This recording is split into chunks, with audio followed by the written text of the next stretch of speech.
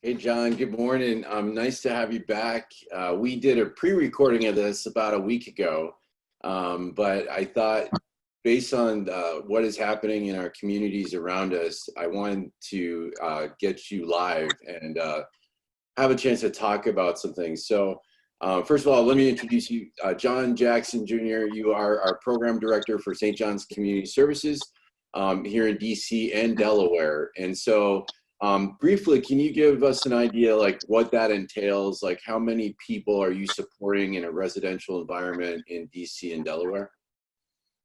Okay, thank you, Alan. And I appreciate you sharing this time with me.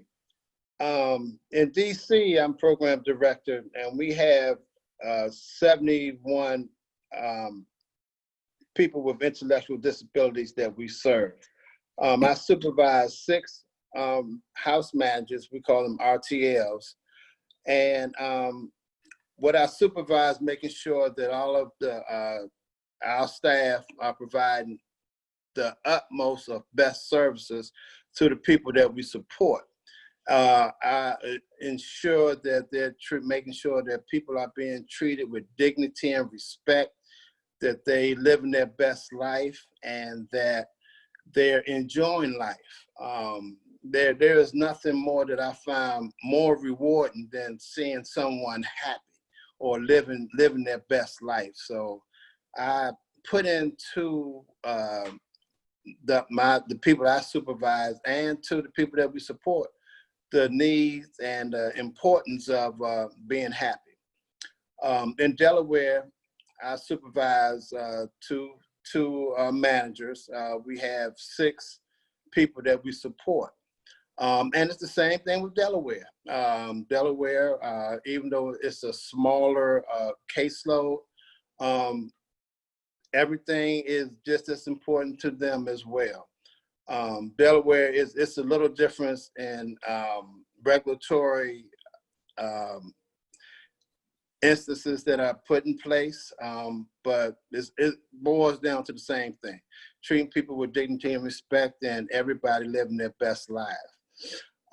Also, I'm program director for the OASIS program, in which we have supportive housing for people within the LGBTQ community, which is something new for me, and it is so exciting because everybody needs to be treated with dignity and respect. It doesn't matter what your lifestyle is, no matter what your color is, no matter what your disability is.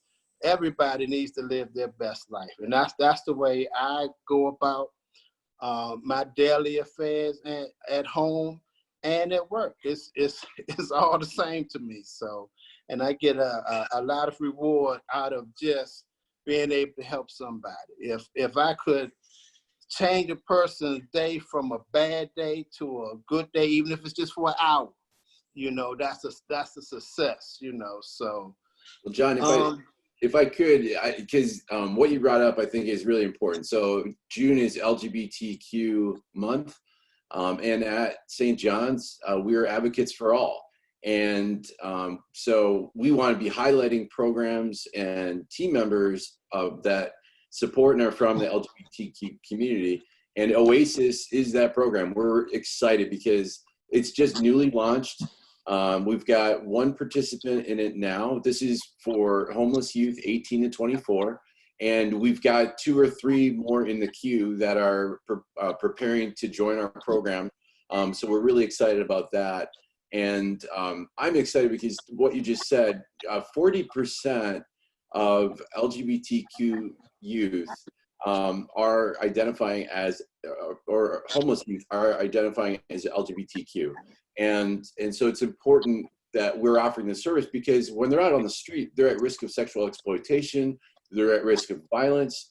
And this is an opportunity for St. John's to really play an active role in their safety and in giving them an opportunity to be able to get stabilized and then get access to the resources they need to be able to move their life forward and live their best life, like you're saying, and have equal opportunity to be able to have their best life. So I really appreciate your role in this. you have a little bit of a historical personal connection to homeless services and to this program, right? You mind sharing? No, not at all. I know I'm real close to the homeless community because at one point in my life I was homeless, and living life as a homeless person is something you never forget, and you always remember. And with my experience as being homeless, I really have a really soft spot or a place in my heart to really try to help the homeless, along with what I do on my regular job. You know, so everybody is included in my realm of helping. You know. And John, you epitomize that. I mean, you probably. I mean, it's hard to say one person has a bigger heart than another person, but John, I mean, your empathy for individuals is off the charts. I mean, you are such an ambassador to caring for people, and like you said earlier, treating them with dignity and respect, and treating them equally. I couldn't think of a better team member than yourself to be heading up this effort with OASIS and really giving people an opportunity, and working with our folks and residents that have intellectual and developmental disabilities and giving them opportunity. John, if I can pivot a little bit, last Friday, we had a town hall meeting where the intent was to listen to people's experience with racial injustice and allow people the opportunity to share. And I was really moved by your comments about both your experience as well as your perspective. And I wanted to give you voice, and I wanted to see if you would be willing to share with people watching today. What has your experience been in America? What's your experience been in DC? How do you view what's going on now? You know, I'd love for you, if you're willing to share, that would be great. Okay, no problem. I would like to say that I wish I could say it's been the most exhilarating experiences in working or living in the United States, but I can't. And the reason being is because of, you know, what's happened in the past. You know, it's very traumatic for a person of color, you know, to go through some of the things that, you know, that we've been through for a long time. I'm not even going to talk about the footprint that slavery placed upon, you know, us. I'm not going to talk about the Jim Crow era, you know, where, you know, we all had to use separate accommodations for different things.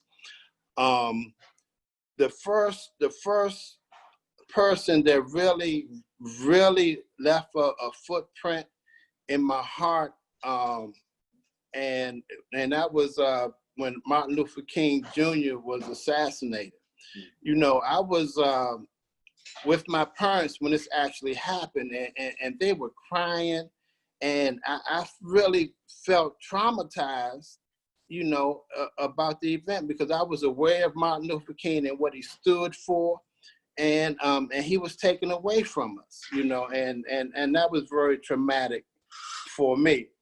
And then as years go on, you know, you go through life, then something, you know, went on with Rodney King, you know, and when you can actually see the police, you know, what they're doing, and not caring if they're on camera or not, you know, that left a negative footprint on me as well.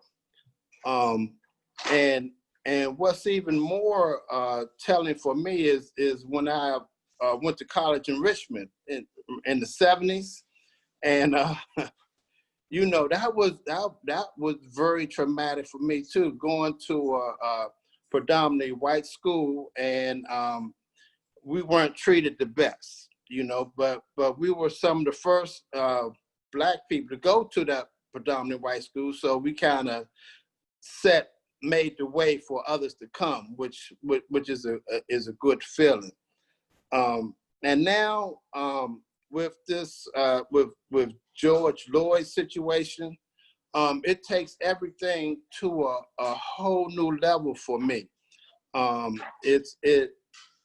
angry, you know, but I'm hopeful because, you know, during all the protests and everything, you see white people and black people and people of different colors coming together for one cause. You know, that gives me hope. But I'm feeling traumatized. I'm still traumatized. And the thing that really helps me to get through these times, and that is doing the work that I do, you know, because when I can go out and help somebody, you know, with an intellectual disability, a person in the LGBTQ community, help them have a good day, help them celebrate a birthday or something of that sort, to see actual happiness in that person, that kind of holds me together, you know. But right now, it's a critical time in the United States. It's a lot of people of color that are traumatized, and the traumatization goes to different levels. So I just pray and hope that we can, you know, bring everything together and make things better. Only God knows how long that's going to be, you know, but, you know, we got to stay hopeful, and we got to hope that things get better. But I'd like to thank, you know, Alan and, you know, St. John's Community Services for giving us a voice. You know, giving us a voice, and that's been helpful, and that's been very encouraging as well. Well, John, I want to thank you for your voice, because your words last week, your words today, your history, your perspective, it's invaluable and it's inspirational. Your leadership is inspirational. How you are building into other people's lives, and you are trying to give everyone, regardless of their circumstances, you know, equal opportunity to have a great life, and you're doing it and succeeding. John, with a couple minutes left, because we only have a couple minutes left, what advice would you have for people like myself, people that haven't grown up with the same experiences, people of different ethnicities, people that are white? I mean, what can we do? How can we further help this movement of change? I'd love to hear any thoughts that you have on that. Okay, and the one thing that I see that is different is that we have more people willing to step up and to be a part of our plight, you know, of people of color. During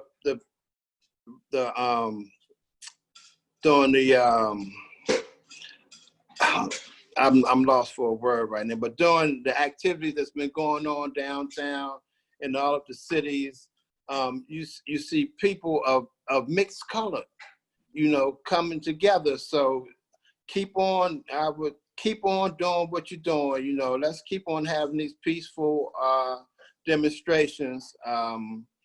Let's, you know, even though we really do appreciate, you know, everything that you all are doing, but it's a whole new world, you know, being Black in this world.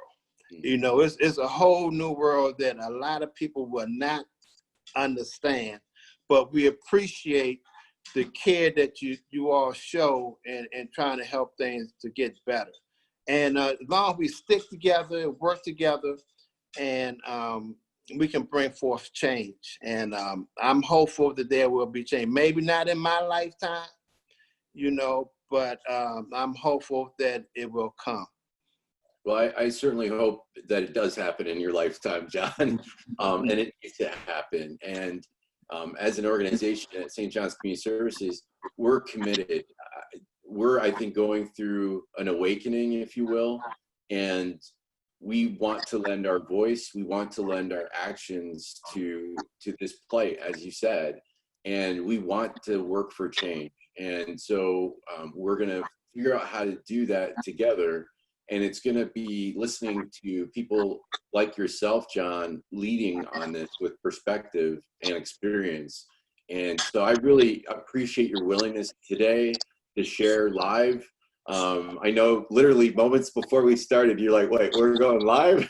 So I know that it's not something that is necessarily the most comfortable, but I really appreciate you being vulnerable, and I appreciate your leadership, and just thank you so much for all that you do to make other people's lives better, for them to realize equality, and just thank you so much, John. Oh, thank you, Alan, and everything that you do.